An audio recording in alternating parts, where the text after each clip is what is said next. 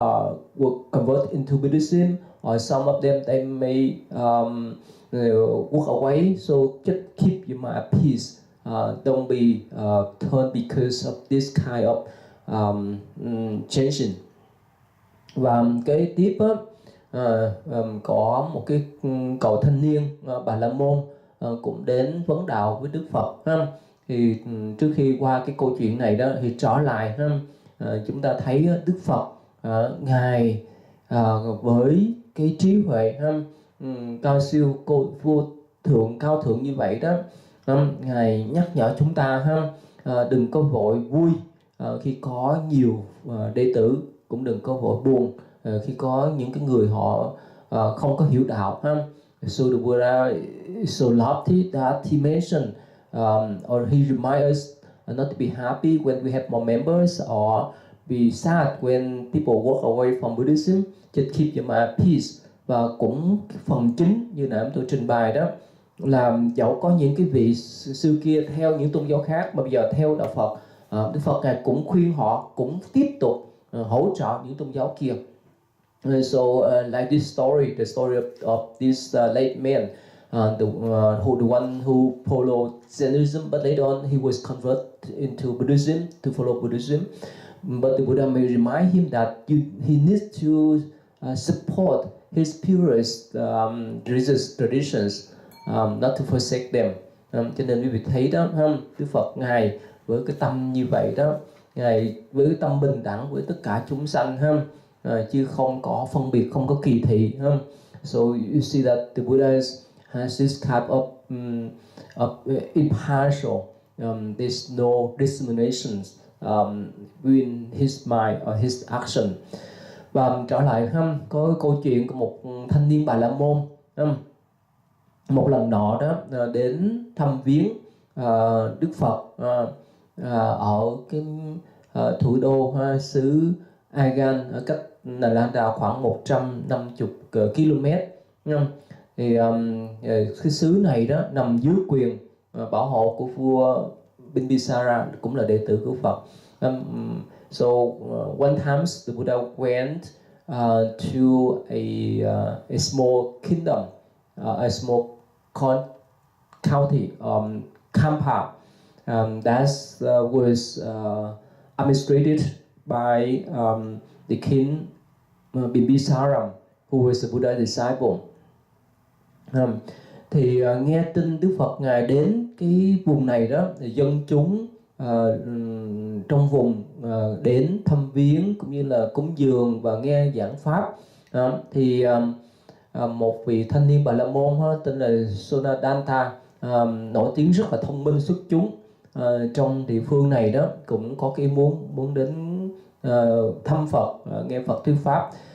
So when people heard the Buddha went to this place, so many people, many local people, they came to visit the Buddha, as well as offering the fruit to him and his sangha. And among them, it was a Brahmin man. His name was Sodandanta. He's really famous because he's intelligent in that area. So he want to visit and debate with the Buddha too. Có rất là nhiều Bà La Môn ngăn cản, thì sợ cái anh này đó bị Đức Phật khuyến dụ ha. Thì anh ta mới mỉm cười rằng là Đức Phật là một nhân vật lỗi lạc, trên đời ít có, nếu không đến gặp thì rất là phí ha, bỏ lỡ cơ hội ngàn năm một thở.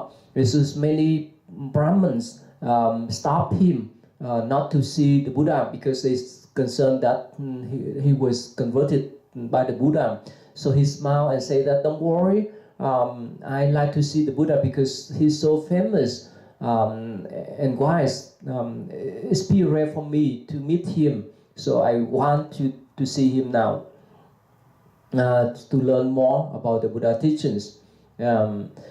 Thì khi mà nghe như vậy đó, thì một số giới trí thức Bà La Môn rủ theo vị này để được nghe tranh luận giữa Đức Phật và thanh niên Bà La Môn này đó. Thì khi đến nơi sau khi mở lời chào hỏi xong thì vị Bà La Môn này đó mới hỏi Đức Phật là chúng tôi nghe được danh tiếng của Ngài từ lâu, hôm nay đến đây để học giáo pháp của Ngài, không biết giáo pháp của Ngài có những đặc điểm gì. Thì đó là chuyện bình thường. So this many Brahmins follow this young man to see the Buddha, to meet with the Buddha. So when they came to see the Buddha, this young man asked the Buddha that I know you're so famous. Please tell me what is your core teachings? What's special about your teachings? Thì Đức Phật Ngài nói đó, trước khi mình nói về cái điểm đặc biệt của đạo Phật của giáo pháp của ta đó, thì thôi xin ông hãy nói những cái điểm đặc biệt của Bà La Môn như thế nào. So Buddha say, well, before I talk about some special aspects of Buddhism, why don't you talk first about your special teachings so that I can explain for you later on my views.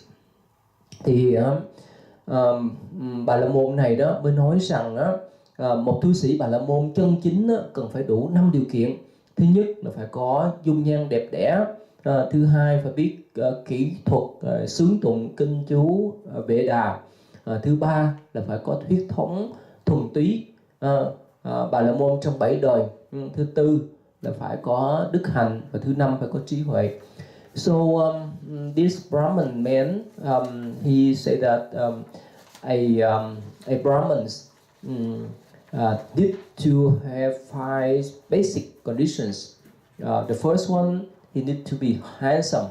Second one, he need to have the techniques how to decide the Vedas. The third, he need to be purely Brahmins within 7 lives.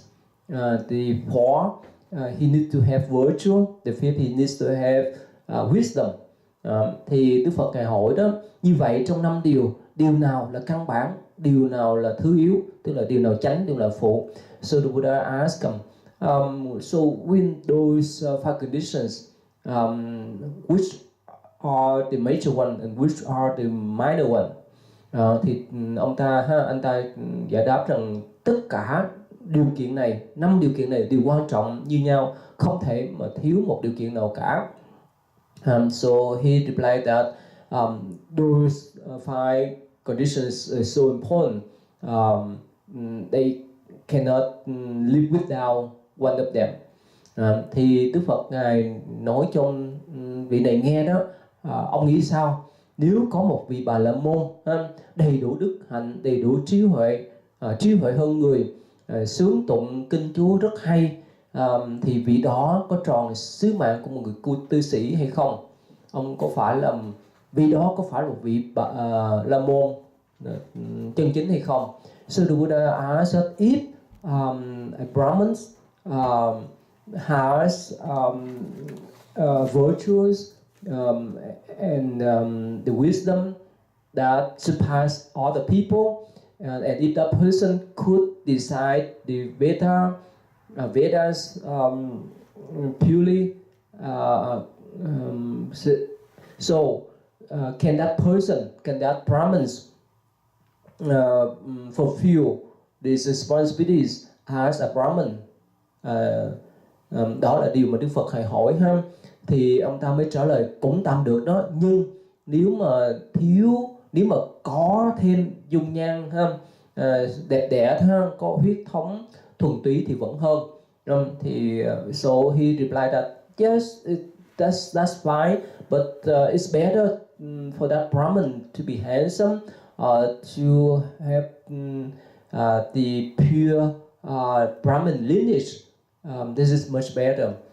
Thì Đức Phật Ngài hỏi tiếp nếu như vậy đó, có người Bà La Môn này có dung nhan đẹp đẽ có huyết thống thuần túy nhưng thiếu đạo đức và trí huệ đó, thì ông nghĩ sao? Vì đó có làm tròn sứ mạng của tu sĩ Bà La Môn hay không?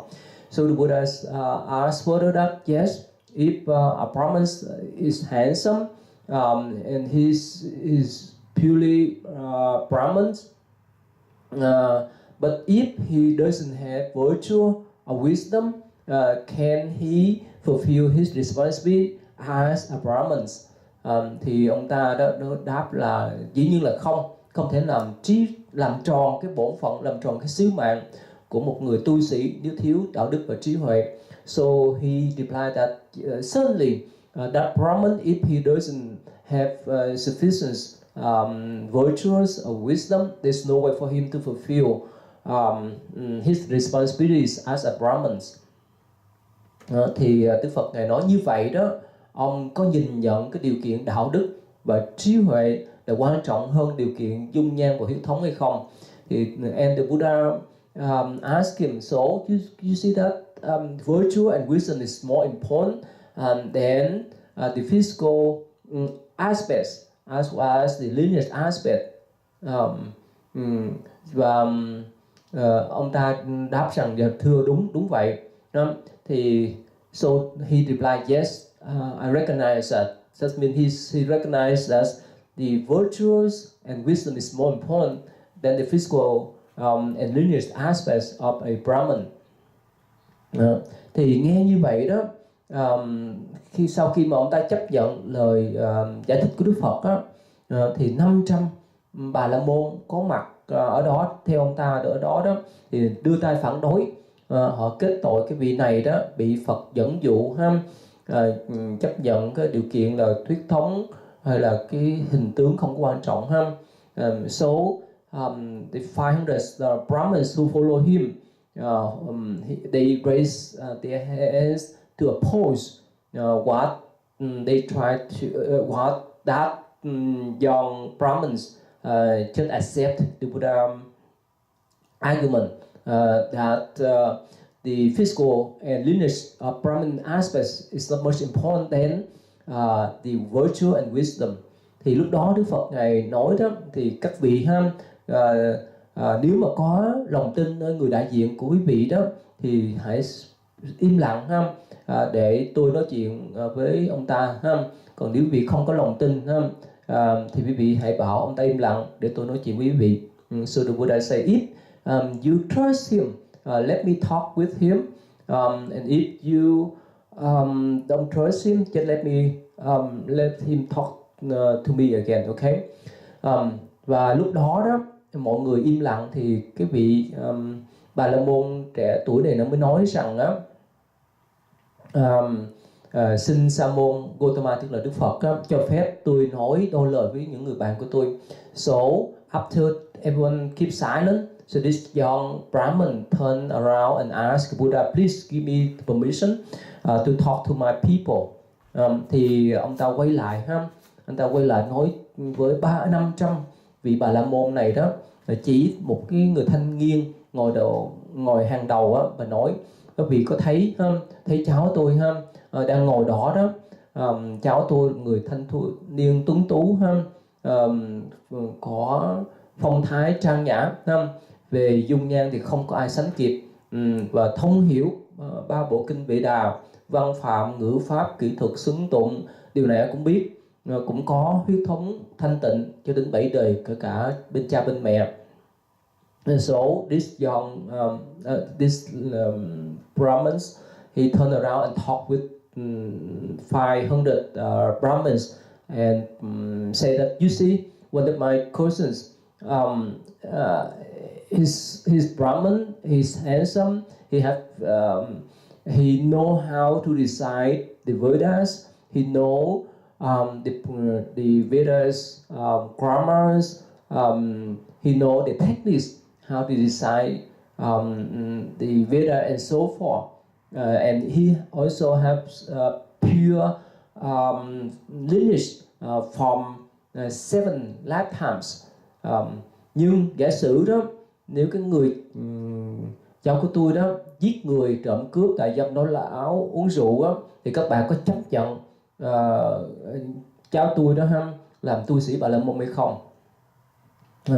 So he said that if my cousins commit crimes like killing people, stealing, commit sexual misconduct, tell lie, drinking alcohol and so forth. So can you accept him as a Brahmin purely? Nên ta nói tiếp cái điều kiện đức hạnh và trí huệ mới thực sự là quan trọng. So he mentioned that you see that the condition of having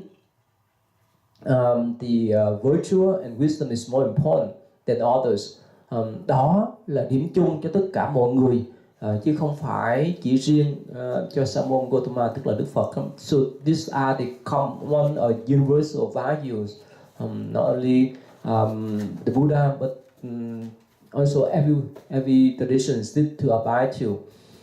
Thì khi mà nói như vậy đó, thì mọi người đều đồng ý ha. Thì so after he explained this points, everyone agree with his point. Thì ngay lúc đó đó, Đức Phật ngài giải thích tiếp, nhưng trong hai điều kiện ha, còn lại là giới hạnh và trí huệ, có thể là bỏ bớt một điều để giữ lại một điều hay không. So Buddha said that so between virtue and wisdom, can we delete one and keep one? Thì ông ta mới trả lời không thể nào được. Vì giới hạnh tinh nghiêm thì trí huệ mới phát triển được, và nhờ trí huệ đó thì giới hạnh mới càng tinh nghiêm. So he mentioned that there's no way, we cannot delete once. If we abide morality purely, it help us to develop wisdom. And because of developing of wisdom, we can keep up with our morality. Ông ta giải thích lấy ví dụ như là người mà lấy tay để rửa tay, hoặc lấy chân để rửa chân như vậy đó, giới hạnh và trí huệ phải nương nhau mà phát triển, không thể nào thiếu được. So he mentioned that like we use one hand to wash, to clean other hand, or use one leg to clean other legs. So the virtue and wisdom need to go hand in hand. Và Đức Phật ngài nói đúng như vậy đó, giới hạnh và trí huệ phải phát triển với nhau, nương với nhau. Nhưng mà làm sao để mà phát triển cái giới hạnh và trí huệ đến mức độ cao nhất? So the Buddha said yes, definitely, that's the case. The virtues and wisdom need to go hand in hand. But how could we develop this wisdom and virtues in the ultimate sense?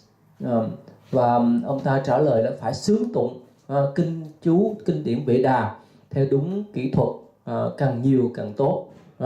So he mentioned that in order to develop the wisdom and virtue in ultimate sense, they need to recite the Vedas properly. Thì Đức Phật ngài nói đó, nếu mà tụng kinh chú Vệ Đà theo đúng kỹ thuật đó, như vậy kỹ thuật như thế nào? So the Buddha asked him how could you recite the Veda in the proper way? Thì ông ta mới nói rằng phải có giọng tốt, phải biết cái chỗ nào lên cao, chỗ nào xuống thấp, cho âm thanh hòa hợp với nhau với nghĩa lý, để mà gây tác động và thâm trí tâm lý của người nghe và vừa cảm ứng với chư thiên. So he said that you need to have the good voice. You need to raise your voice or lower your voice depend upon the melodies of the sound, so that it can be harmonized with the meanings, to have impact on the listeners as well as the heavenly beings. Thì Đức Phật ngài nói đó, nếu như vậy đó thì người tu sĩ chỉ đóng vai trò trung gian giữa con người và chư thiên, chứ chưa phải là cái phương pháp hay nhất để phát triển về giới đức và trí huệ. Muốn mà phát triển giới đức và trí huệ đó, phải thực hành 3 món vô la học, giới định tuệ. So the Buddha said that, well, if that's the case, the Brahmins is only the medium between the human and the heavenly beings. So this is not the proper way to develop the virtue and wisdom. If you need to develop the wisdom and virtue, ultimately you need to follow the three paths. The first one is morality, the second one is concentration and meditation, the last one is the wisdom. Đức Phật ngài nhấn mạnh điều đó đó. Tu giới thì để được định, tu định để được huệ, rồi dùng huệ mới phát triển giới. So if you practice morality, you would have form concentrations, and if you have concentration, mindfulness, you would develop the wisdom, and using that wisdom to keep your morality. Cho nên Đức Phật ngài giải thích giới càng thanh tịnh thì định lực càng vững, và định càng vững thì trí huệ càng sáng đó.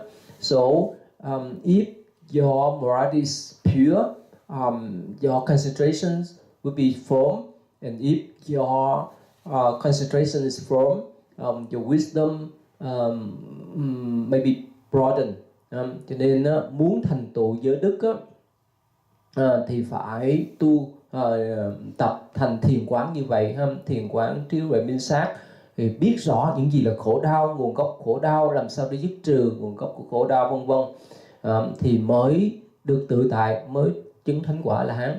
So the Buddha say that if you want to accomplish your wisdom and virtue, you need to have the vipassana, that means mindfulness practice, to understand the root of suffering, the cause of suffering, how the end of suffering, or how to end the suffering, so that eventually you attain arhatship. Đó là những điều mà Đức Phật ngài nói cho cái vị cư sĩ này đó. Và sau khi mà nghe những cái điều mà Phật giải thích như vậy, người Bà La Môn này cũng như là 500 Bà La Môn đều phát tâm quy Tam Bảo, quy Phật. So after listening to the Buddha explanations about the morality, concentrations and wisdom, this Brahman and his 500 friends became a Buddhist. They would convert to Buddhism. Thì hôm nay chúng tôi xin nói về câu chuyện mà Đức Phật ngài độ cho những người ngoại đạo với lý lẽ vững vàng vững chắc và với cái cách nhìn xa nhìn rộng với cái sự mà tôn trọng tôn giáo khác và với cái sự hướng dẫn họ cách mà tu tập thế nào để đạt được cái giới hạnh và trí huệ cao thượng. So today we listen to the stories that the Buddha convert these people who follow different traditions, and of course he mentioned that they need to support their previous religious traditions, and of course he provide them the path how to enhance the virtue and wisdom. Thì hôm nay chúng tôi xin tạm dừng ở đây để sau chúng tôi sẽ giảng tiếp. Nam mô Bổn sư Thích Ca Mâu Ni Phật. Okay, so John, are you ready to recite?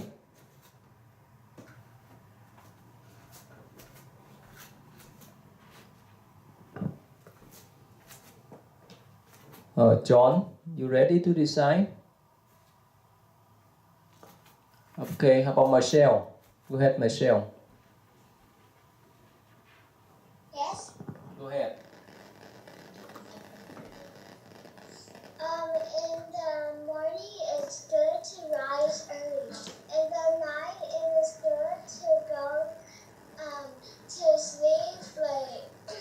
Cherish the time because time will not wait for you. Okay, which session that you decide? Con trả vài để đổ quy. Okay, that's good. Okay. Alright, go ahead, John. So I'm reading the last section for Okay. part Go 2. ahead. Go ahead. Buddha said, I look upon royalty and high positions as upon the dust that floats through a crack. I look upon treasures of gold and jade as upon broken tiles. I look upon fine silk clothing as upon cheap cotton. I look upon a great thousand world universe upon a small nook. I look upon the waters of the lake, upon oil such as feet. I look upon the door of exponent means as upon the transformation of cluster of jewels. I look upon the unsuppressed vehicles as upon of gold and riches. I look upon the Buddha ways as upon flowers before my eyes. I look as upon the pillar of Mr. Samura. I look upon Nirvana as being awake day and night. Okay. I look upon prosperity of the teaching as upon a tree during the 4 seasons. Okay, so what's the meaning then? Can you summarize what's the That meaning? he's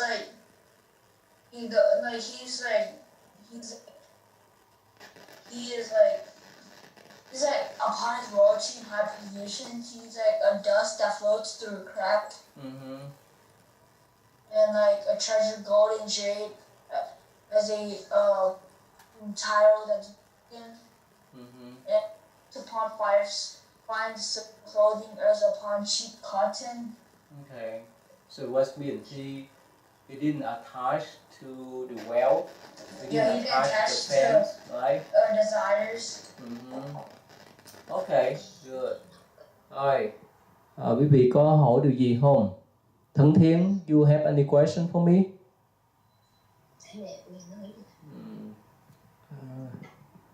Rồi. Dạ thưa thầy, cho Sao con xin hỏi thầy ơi, tới 31 tháng 8 đó, cho con xin phát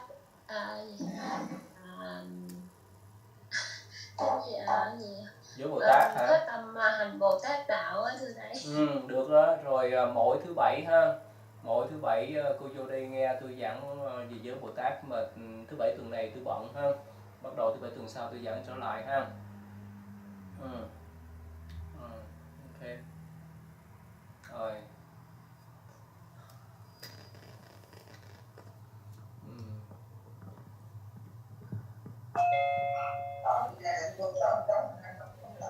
Vâng ha.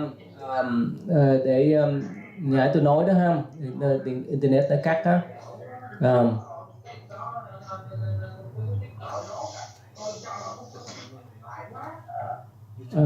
Thứ bảy ha. Thứ bảy tôi sẽ giảng về giới Bồ Tát ha. Nhưng mà thứ bảy tuần tới này tôi bận á ha. Yeah. Ok. Ok. Rồi.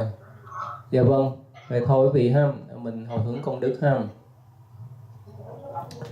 Nguyện đem công đức này hướng về khắp tất cả đệ tử và chúng sanh đều trọn thành phần đạo.